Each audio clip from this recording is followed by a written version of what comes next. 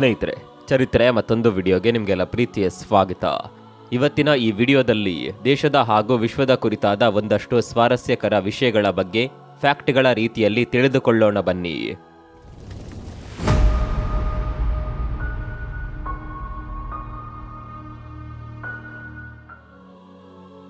ಹಾವುಗಳೆಂದರೆ ಎಲ್ರಿಗೂ ಭಯ. ಆದರೆ ಈ ವಿಡಿಯೋ ನೋಡಿ, ಈ ದೃಶ್ಯದಲ್ಲಿ ಈ ಚಿಕ್ಕ ಹುಡುಗ ಹಾವುಗಳ ಜೊತೆ ಯಾವ ರೀತಿ ನಿರ್ಭಯವಾಗಿ ಆಟ ಆಡ್ತಾ ಇದ್ದಾನೆ. ಹಾಗಂತ ಇದು ಪ್ಲಾಸ್ಟಿಕ್ ಹಾವಲ್ಲ, ಅಲ್ಲಿರೋದೆಲ್ಲ ನಿಜವಾದ ಹಾವುಗಳೇ. ಈ ಪಂಗಡದ ಮಕ್ಕಳೆಲ್ಲ ಯಾವುದೇ ಭಯ ಇಲ್ಲದೆ, ಸಂಕೋಚ ಇಲ್ಲದೆ ಹಾವುಗಳ ಜೊತೆ ಮುಕ್ತ ಮನಸ್ಸಿನಲ್ಲಿ ಹೀಗೆ ಆಟವಾಡುತ್ತಿದ್ದಾರೆ. ಅವುಗಳ ಜೊತೆಯಲ್ಲೇ ಬದುಕುವ ಒಂದಷ್ಟು ಟ್ರೈಬ್ಗಳ ಬಗ್ಗೆ ನೀವು ಕೇಳಿರಬಹುದು. ಆದರೆ ಇವರು ಹಾವುಗಳ ಜೊತೆ ಆಟವಾಡುವ ಪಂಗಡದ ಜನ. ಈ ಒಂದು ಜನ ಸಮುದಾಯದ ಹೆಸರು ಕಲ್ಬೇಲಿಯಾ ಪಂಗಡ ಅಂತ. ಇವರು ರಾಜಸ್ಥಾನ ಮೊದಲಾದ ಕಡೆ ವಾಸ ಇರುವ ಜನ ಸಮುದಾಯ. ಇವರನ್ನ ಅಲ್ಲೆಲ್ಲ ಜಿಪ್ಸಿ ಟ್ರೈಬ್ ಎಂದು ಕರೆಯುತ್ತಾರೆ. ಕೋಬ್ರಾ ಜಿಪ್ಸೀಸ್ ಎಂದೇ ಈ ಜನ ಸುತ್ತಮುತ್ತ ಫೇಮಸ್. ಆದರೆ ನಮ್ಮಲ್ಲಿ ಇಂತಹ ವಿಷಸರ್ಪ ಹಾಗೂ ಈ ತರಹದ ಅಪರೂಪದ ಸರೀಸೃಪಗಳನ್ನ ಮನೆಯಲ್ಲಿಟ್ಕೊಂಡು ಅವುಗಳನ್ನ ಆಟಕ್ಕೆ ಬಳಸೋದು, ಸಾಕೋದು, ಅವುಗಳ ವಿಲೇವಾರಿ ಮಾಡೋದು ಇದೆಲ್ಲ ಕಾನೂನು ಬಾಹಿರ. ನಾವೆಲ್ಲ ಹಾವು ಅಂದ್ರೆ ಸಾಕು, ಒಂದು ಕ್ಷಣ ಇದ್ದಲ್ಲಿಯೇ ಬೆಚ್ಚಿ ಬೀಳ್ತೀವಿ. ಆದರೆ ನಮ್ಮ ದೇಶದಲ್ಲೇ ಇರುವ ಈ ಜನ ಅವುಗಳ ಜೊತೆ ತಮ್ಮ ಮಕ್ಕಳನ್ನ ಆಟವಾಡಲು ಬಿಡ್ತಾರೆ. ಇದೇ ಕಾರಣಕ್ಕೆ ಈ ದೇಶವನ್ನ ವಿಭಿನ್ನ ಸಂಸ್ಕೃತಿ ಹಾಗೂ ವಿಭಿನ್ನ ಜನರ ತವರು ಮನೆ ಅಂತ ಹೇಳೋದು. ಬಹುಶಃ ಭಾರತದ ಇತಿಹಾಸದಲ್ಲೇ ನಡೆದ ಅತ್ಯಂತ ವಿಶಿಷ್ಟ ಹಾಗೂ ಮಹತ್ವದ ಯುದ್ಧಗಳಲ್ಲಿ ಮಹಾಭಾರತದ ಕುರುಕ್ಷೇತ್ರ ಯುದ್ಧವು ಅತ್ಯಂತ ಗಂಭೀರ ಮತ್ತು ಪ್ರಮುಖವಾದದ್ದು.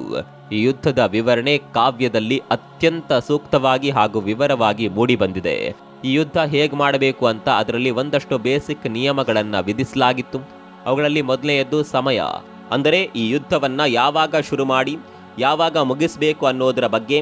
ಈ ಯುದ್ಧವು ಪ್ರತಿದಿನ ಸೂರ್ಯೋದಯದ ನಂತರ ಶುರು ಮಾಡಿ ಸೂರ್ಯಾಸ್ತದ ಒಳಗೆ ಮುಗಿಸಬೇಕೆಂಬ ನಿಯಮ ಇತ್ತು. ಎರಡನೇದು ಸಮಾನವಾದ ಮ್ಯಾನೇಜ್ಮೆಂಟ್. ಅಂದರೆ ಎರಡೂ ತಂಡಗಳಲ್ಲಿ ಎಲ್ಲಾ ತರಹದ ಚದುರಂಗ ಬಲ ಇರುತ್ತದೆ. ಇಲ್ಲಿ ಆನೆಯ ಮೇಲೆ ಕುಳಿತವರು ಎದುರಾಳಿ ತಂಡದಲ್ಲಿರುವ ಆನೆಗಳ ಮೇಲಿನ ಯೋಧರ ಜೊತೆಯೇ ಹೋರಾಟ ನಡೆಸಬೇಕು. ಅದರಂತೆ ರಥದ ಮೇಲಿರುವವರು ರಥ ಚಲಾಯಿಸುವವರನ್ನ, ಕುದುರೆ ಮೇಲಿರುವವರನ್ನ, ಈ ರೀತಿ ಆಯಾ ಸ್ಥಾನದವರು ತಮಗೆ ಸರಿ ಸಮಾನವಾದವರ ಮೇಲೆಯೇ ಯುದ್ಧ ಮಾಡಬೇಕೆಂಬ ನಿಯಮ ಇತ್ತು. ಹಾಗೂ ಯುದ್ಧದಲ್ಲಿ ಭಾಗಿಯಾಗದೆ ಇರುವವರನ್ನ ಅಥವಾ ಯುದ್ಧೇತರ ವ್ಯಕ್ತಿಗಳನ್ನ ಅವರಿಗೆ ಯಾವುದೇ ಹಾನಿ ಆಗದ ರೀತಿಯಲ್ಲಿ ಅವರನ್ನ ರಕ್ಷಣೆ ಮಾಡೋದು. ಅಂದ್ರೆ ಉದಾಹರಣೆಗೆ ಈಗ ಅಲ್ಲಿ ಸೈನಿಕರಿಗೆ ಅಡುಗೆ ಮಾಡುವವರು, ಅವರಿಗೆ ಶಸ್ತ್ರಾಸ್ತ್ರಗಳನ್ನು ಒದಗಿಸುವವರು, ನೀರು, ಔಷಧಿ ಇತ್ಯಾದಿ ಸಪ್ಲೈ ಮಾಡುವ ಜನ, ಈ ರೀತಿ ಯುದ್ಧ ಮಾಡದ ಇತರರನ್ನ ಯಾವುದೇ ಕಾರಣಕ್ಕೂ ಯಾರೂ ಸಹ ಹಾನಿ ಮಾಡುವ ಹಾಗಿರಲಿಲ್ಲ.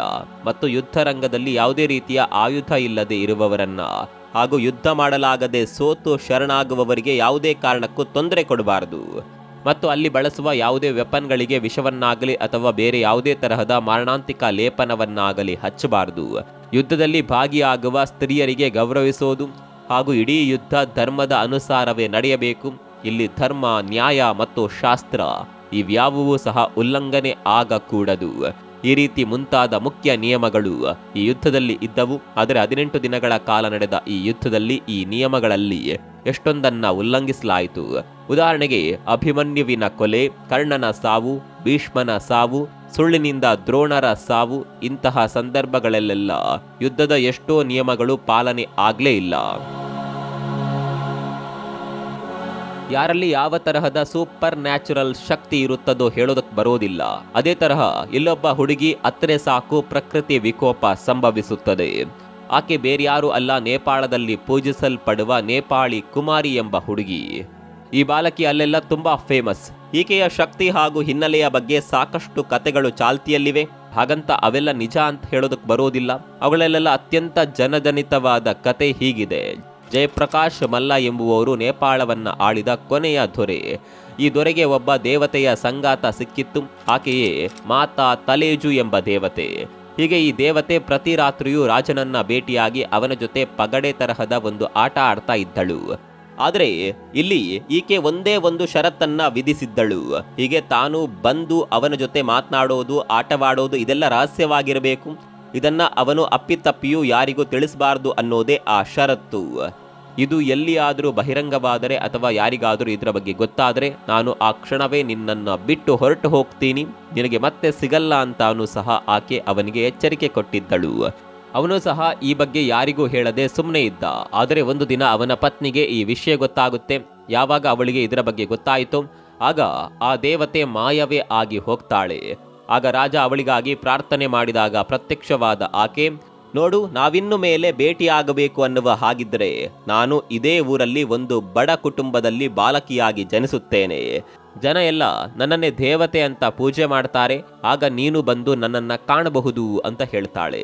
ಈ ರೀತಿ ಅಲ್ಲೊಂದು ಕುಟುಂಬದಲ್ಲಿ ಜನಿಸಿದ ಬಾಲಕಿಯನ್ನೇ ಆ ಜನ ಈ ದೇವತೆ ಅಂತ ಬಹಳ ದಿನಗಳ ಕಾಲ ನಂಬಿದ್ದರು. ಈ ದೇವತೆಗೆ ಒಂದಷ್ಟು ಕ್ವಾಲಿಟಿಗಳು ಇರಬೇಕಾಗುತ್ತೆ. ಅದಕ್ಕೆ ಆಕೆ ಅರ್ಹ ಅಲ್ಲ ಅಂತ ಗೊತ್ತಾದ ತಕ್ಷಣ ಆಕೆಯನ್ನ ಆ ಪದವಿಯಿಂದ ಕೆಳಗೆ ಇಳಿಸಿ ಬೇರೊಬ್ಬರನ್ನ ಆ ಜಾಗಕ್ಕೆ ಸೆಲೆಕ್ಟ್ ಮಾಡಲಾಗುತ್ತೆ. ಈ ನೇಪಾಳದಲ್ಲಿ ಒಂದೊಂದು ಊರಲ್ಲಿ ಒಬ್ಬೊಬ್ಬ ಕುಮಾರಿ ಇದ್ದಾರೆ. ಅವರೆಲ್ಲ ಈ ಕುಮಾರಿಯೇ ನಿಜವಾದ ದೇವತೆ ಅಂತ ನಂಬಿದ್ದಾರೆ. ಇದರಲ್ಲಿ ಯಾರು ನಿಜ ಯಾರು ಸುಳ್ಳು ಅನ್ನುವ ಡಿಸಿಷನ್ ಅಷ್ಟು ಸುಲಭವಲ್ಲ. ಈ ದೇವತೆಗೆ ಬಾಲಕಿಯನ್ನ ಸೆಲೆಕ್ಟ್ ಮಾಡುವ ಪ್ರಕ್ರಿಯೆ ಸಹ ತುಂಬಾ ಸೂಕ್ಷ್ಮವಾಗಿರುತ್ತದೆ. ಇಲ್ಲಿ ಹೀಗೆ ಆಯ್ಕೆಯಾಗುವ ಬಾಲಕಿಗೆ 32 ಗುಣ ವಿಶೇಷತೆಗಳು ಇರಬೇಕೆಂದು ನಿಯಮ ಇದೆ. ಆಕೆ ಸದೃಢವಾಗಿ ಆರೋಗ್ಯದಿಂದ ಇರಬೇಕು ಅನ್ನೋದು ಮೊದಲ ರೂಲ್. ಹಾಗೂ ಆಕೆಯ ಬಾಯೊಳಗೆ ಎಲ್ಲಾ ಹಲ್ಲುಗಳು ಸುಸ್ಥಿತಿಯಲ್ಲಿರಬೇಕು. ಅದರಲ್ಲಿ ಒಂದೇ ಒಂದು ಹಲ್ಲು ಏನಾದರೂ ಊನವಾಗಿದ್ದರೂ ಸಹ ಅಂತವರನ್ನ ಅನರ್ಹ ಎಂದು ಪರಿಗಣಿಸಲಾಗುತ್ತೆ. ಆಕೆಯ ದೇಹದಲ್ಲಿ ಯಾವುದೇ ಕಲೆಗಳಿರಬಾರದು. ಕಣ್ಣಿನ ದೃಷ್ಟಿ ಉತ್ತಮವಾಗಿರಬೇಕು ಹಾಗೂ ಕಿವಿಯೂ ಕೂಡ ಸರಿಯಾಗಿ ಕೇಳಿಸುತ್ತಿರಬೇಕು. ಇದೆಲ್ಲದರ ಜೊತೆ ಆಕೆ ಧೈರ್ಯಶಾಲಿಯೂ ಆಗಿರಬೇಕು. ಆಕೆಯ ಧೈರ್ಯವನ್ನ ಇವರು ಪರೀಕ್ಷಿಸುವ ವಿಧಾನ ತುಂಬಾ ಕ್ರೂರ ಎಂದು ಹೇಳಬಹುದು. ಅವರು ಈ ಒಂದು ಉತ್ಸವದಲ್ಲಿ 108 ಕೋಣಗಳನ್ನ ಬಲಿ ಕೊಟ್ಟು ಅವುಗಳ ತಲೆ ಕಡೆದು ಆ ಎಲ್ಲಾ ತಲೆಗಳನ್ನ ಒಂದು ಕೋಣೆಯಲ್ಲಿ ಇಡ್ತಾರೆ. ಇದಕ್ಕೆ ಸೆಲೆಕ್ಟ್ ಆಗುವ ಬಾಲಕಿ ಒಂದು ರಾತ್ರಿ ಪೂರ್ತಿ ಆ ತಲೆಗಳ ಮಧ್ಯೆ ಕಾಲ ಕಳೆಯಬೇಕು. ಬೆಳಗಿನವರೆಗೂ ಹಾಗೆ ಧೈರ್ಯದಿಂದ ಇಲ್ಲಿ ಕಾಲ ಕಳೆದ್ರೆ ಅಂತವಳನ್ನ ಕುಮಾರಿ ಅಂತ ಆರಿಸಲಾಗುತ್ತೆ. ಇದ್ರ ಜೊತೆಗೆ ಒಂದಷ್ಟು ಜನ ಅಪರಿಚಿತ ಮುಸುಕುಧಾರಿ ವ್ಯಕ್ತಿಗಳು ಭಯಾನಕ ಮುಖವಾಡ ಧರಿಸಿ ಆಕೆಯ ಮುಂದೆ ನಿಲ್ಲುತ್ತಾರೆ. ಆಕೆ ಆ ಯಾರಿಗೂ ಸಹ ಹೆದರದೆ ಧೈರ್ಯದಿಂದ ಇದ್ದರೆ ಈಕೆಯೇ ದೇವತೆ ಅಂತ ಅವರೆಲ್ಲ ಒಪ್ಪಿ ಅನುಮೋದಿಸುತ್ತಾರೆ. ಈ ರೀತಿಯ ಕುಮಾರಿ ಉತ್ಸವ ಅಲ್ಲಿ ಪ್ರತಿ ವರ್ಷವೂ ನಡೆಯುತ್ತಂತೆ. ಇಂತಹ ವಿಚಿತ್ರ ಆಚರಣೆಗಳು ಪದ್ಧತಿಗಳು ಅನೂಚಾನವಾಗಿ ಅಲ್ಲಿ ಮೊದಲಿನಿಂದಲೂ ಪಾಲನೆ ಆಗುತ್ತಾ ಬಂದಿವೆ. ಎಷ್ಟೋ ಜನ ಕುಮಾರಿಯರನ್ನ ಈ ರೀತಿ 3ನೇ ವರ್ಷಕ್ಕೆ ಅವರು ಸೆಲೆಕ್ಟ್ ಮಾಡ್ತಾರೆ. ಇವರ ಮುಂದಿನ ಜೀವನ ತುಂಬಾ ಕಠಿಣವಾಗಿರುತ್ತದೆ. ಇವರು ಆ ಸಣ್ಣ ವಯಸ್ಸಿಗೆ ತನ್ನವರನ್ನೆಲ್ಲ ಬಿಟ್ಟು ಬರಬೇಕು. ಇಲ್ಲಿ ಈಕೆಯನ್ನ ಅವರ ಕುಟುಂಬದವರಾಗ್ಲಿ ಅಥವಾ ಆಕೆ ತನ್ನವರನ್ನಾಗ್ಲಿ ಭೇಟಿಯಾಗಲು ಅವಕಾಶ ಇಲ್ಲ. ಇಲ್ಲಿ ಅವಕಾಶ ಇರಲ್ಲ ಅಂದ್ರೆ ದಿನಾವೂ ಭೇಟಿಯಾಗಬಾರದು. ವರ್ಷಕ್ಕೆ 1 ಸಲ ಅಥವಾ ಹೆಚ್ಚೆಂದ್ರೆ 2 ಸಲ ಮೀಟ್ ಆಗಬಹುದು. ಉತ್ಸವಗಳ ದಿನ ಎಲ್ಲರಂತೆ ಭಕ್ತಾದಿಗಳ ರೀತಿ ಬಂದು ಆಕೆಯನ್ನ ನೋಡಲು ಅವರಿಗೆ ಅವಕಾಶ ಇರುತ್ತೆ. ಹಾಗಂತ ಹತ್ತಿರ ಬಂದು ಮನೆ ಮಗಳು ಎನ್ನುವ ಭಾವನೆಯಿಂದ ಅವರು ಆಕೆಯ ಬಳಿ ಬರಬಾರದು. ಉಳಿದಂತೆ ತನ್ನಿಡೀ ಜೀವನವನ್ನ ಆಕೆ ಅಥವಾ ತಾನು ಆ ಜಾಗದಿಂದ ಪದಚ್ಯುತಿ ಆಗುವವರೆಗೂ ಆ 4 ಗೋಡೆಗಳ ಮಧ್ಯೆಯೇ ಕಳೆಯಬೇಕಾಗುತ್ತೆ. ಇಂತಹ ಕುಮಾರಿಯರ ಸಂದರ್ಶನಗಳು ಸಹ ಮಾಧ್ಯಮಗಳಲ್ಲಿ ಪ್ರಸಾರವಾಗಿವೆ. ಅದರಲ್ಲಿ ಅವರು ತಾವು ಈ ಬದುಕನ್ನ ಇಷ್ಟಪಟ್ಟಿದ್ದೇವೆ ಹಾಗೂ ಇಲ್ಲಿ ಖುಷಿಯಿಂದಲೇ ಕಾಲ ಕಳೆಯುತ್ತಾ ಇದ್ದೇವೆ ಅಂತ ಹೇಳಿದ್ದಾರೆ. ಆದರೆ ಇವರ ಜೀವನ ಹಾಗೂ ಈ ಕುಮಾರಿ ಪ್ರಕ್ರಿಯೆ ಬಗ್ಗೆ ತಿಳಿದ್ರೆ ನಮಗೆ ಸ್ವಲ್ಪ ಬೇಸರವಾಗುತ್ತದೆ. ಈ ದೇವತೆಯರ ಶಕ್ತಿ ಎಷ್ಟಿರುತ್ತದೆ ಅಂದರೆ ಅವರು ಗಟ್ಟಿಯಾಗಿ ಅತ್ತರೆ ಅಥವಾ ನಕ್ಕರೆ ಪ್ರಕೃತಿ ವಿಕೋಪ ಉಂಟಾಗುತ್ತದೆ ಎಂಬ ನಂಬಿಕೆ ಇದೆ. ಯಾರನ್ನಾದರೂ ನೋಡಿ ತಲೆ ತಗ್ಗಿಸಿದ್ರೆ ಅಂತವರಿಗೆ ರೋಗ ರುಜಿನ ಹಾಗೂ ಮರಣ ಸಂಭವಿಸುತ್ತದೆ ಅಂತ ನಂಬುತ್ತಾರೆ. ಉತ್ಸವಗಳ ದಿನ ಈಕೆಯನ್ನ ಕಾಣಲು ಬರುವವರು ಒಂದಷ್ಟು ಹಣ್ಣು ಹಂಪಲುಗಳನ್ನ ಉಡುಗೊರೆಯಾಗಿ ತರ್ತಾರೆ. ಆದರೆ ಆ ದೇವತೆ ಅವುಗಳನ್ನ ಸ್ವೀಕಾರ ಮಾಡಲೇಬಾರದು ಅಂತ ಅವರೆಲ್ಲ ಕೋರಿಕೊಳ್ಳುತ್ತಾರೆ. ಅದನ್ನ ಆಕೆ ಸ್ವೀಕರಿಸಬಾರದು. ಯಾಕಂದ್ರೆ ಅಲ್ಲಿರುವವರ ನಂಬಿಕೆಯ ಪ್ರಕಾರ ಅದನ್ನ ಸ್ವೀಕಾರ ಮಾಡಿದ್ರೆ ಅದನ್ನ ಯಾರು ಆಕೆಗೆ ಕೊಟ್ಟಿರುತ್ತಾರೋ ಅವರಿಗೆ ಹಣಕಾಸಿನ ನಷ್ಟ ಉಂಟಾಗುತ್ತದೆ ಎಂಬ ನಂಬಿಕೆ ಇದೆ. ಒಂದು ವೇಳೆ ದೇವತೆ ಅದನ್ನು ನೋಡಿಯೂ ಸ್ವೀಕರಿಸದೆ ಹೋದರೆ ಅಥವಾ ನೋಡದೆಯೇ ತಿರಸ್ಕರಿಸಿದ್ರೆ ಅಂಥವರಿಗೆ ಒಳ್ಳೆಯದಾಗುತ್ತದೆ ಅಂತ ಆ ಜನ ನಂಬ್ತಾರೆ. ಇಲ್ಲಿ ಇವರ ಬಗ್ಗೆ ಇರುವ ಇನ್ನೊಂದು ಗಂಭೀರ ಸಂಗತಿಯನ್ನ ಸಹ ತಿಳಿಸಬೇಕು. ಅದೇನೆಂದ್ರೆ ಇಂತಹ ವಿಚಿತ್ರ ಆಚರಣೆಯ ವಿರುದ್ಧ ಮಾನವ ಹಕ್ಕು ಸಂಘಟನೆಗಳು ಹೋರಾಟ ಮಾಡ್ತಾ ಇದ್ದಾರೆ. ಇಲ್ಲಿ ಕುವರಿಯರಾಗಿ ಆಯ್ಕೆಯಾಗುವ ಈ ಬಾಲಕಿಯರ ಹಕ್ಕು ಬಾಧ್ಯತೆಗಳಿಗೆ ಇವರು ಆಗ್ರಹ ಮಾಡ್ತಾರೆ. ಇದು ನಿಂತು ಹೋಗಬೇಕು. ಇದರಿಂದ ಅವರ ಸ್ವಾತಂತ್ರ್ಯ, ಖುಷಿ, ಸಂತೋಷ, ಕುಟುಂಬ ಇದೆಲ್ಲ ಮರೆಯಾಗುತ್ತದೆ ಅಂತ ಈ ಹೋರಾಟಗಾರರ ವಾದ. ಕುಮಾರಿಯಾಗಿ ಆಯ್ಕೆಯಾಗಿ ಅದರಿಂದ ಕೆಳಗಿಳಿಯುವ ಯುವತಿಯರ ಮುಂದಿನ ಜೀವನ ಹೇಗಿರುತ್ತೆ ಅಂತ ನೋಡೋದಾದ್ರೆ ಅಷ್ಟೂ ಕಾಲ ಆ 4 ಗೋಡೆಗಳ ಮಧ್ಯೆ ಇದ್ದವರು ದಿಢೀರನೆ ಈಗ ಬದಲಾದ ವಾತಾವರಣ ಹಾಗೂ ಸಮಾಜಕ್ಕೆ ಒಗ್ಗಿಕೊಳ್ಳೋದು ಸ್ವಲ್ಪ ಕಷ್ಟವಾಗುತ್ತೆ. ಇನ್ನು ಇವರಿಗೆ ಹಿಂದೆಲ್ಲ ವಿದ್ಯಾಭ್ಯಾಸ ಸೌಕರ್ಯ ಇರಲಿಲ್ಲ. ಈಗ ಅದು ಸ್ವಲ್ಪ ತಿದ್ದುಪಡಿಯಾಗಿ ಅವರಿಗೂ ಸಹ ವಿದ್ಯಾಭ್ಯಾಸವನ್ನ ಒದಗಿಸಲಾಗಿದೆ. ಇವರಿಗೂ ಸಹ ಎಲ್ಲರಂತೆ ಬದುಕುವ ಹಕ್ಕಿದೆ. ಇಂತಹ ಇವರ ಜೀವನ ಸ್ವಾತಂತ್ರ್ಯವನ್ನ ಕಸಿಯುವ ಅಧಿಕಾರ ಇಲ್ಲಿ ಯಾರಿಗೂ ಇಲ್ಲ. ಒಂದು ವೇಳೆ ಹಾಗೆ ಮಾಡಿದ್ರೆ ಅದು ಕಾನೂನು ಬಾಹಿರ ಅಂತ ಈಗ ಅಲ್ಲಿ ಹೊಸ ರೂಲ್ಸ್ ಮಾಡಲಾಗಿದೆ.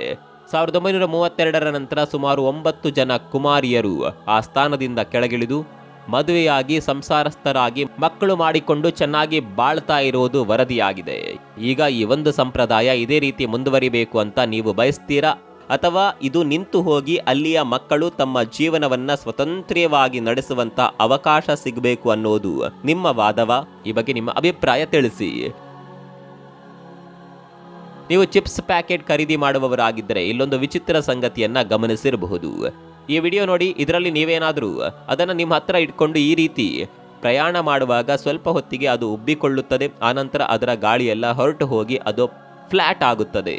ಈ ಚಿಪ್ಸ್ ಪ್ಯಾಕೆಟ್ಗಳು ಈ ರೀತಿ ಏನಕ್ಕೆ ಉಬ್ಬಿಕೊಳ್ಳುತ್ತವೆ ಅಂತ ನಿಮ್ಗೆ ಗೊತ್ತಾ? ಅದಕ್ಕೆ ಕಾರಣ ಅದರ ಹೊರಗಿನ ಹಾಗೂ ಒಳಾಂಗಣದ ಒತ್ತಡವು ವ್ಯತ್ಯಾಸವಾಗಿರೋದ್ರಿಂದ.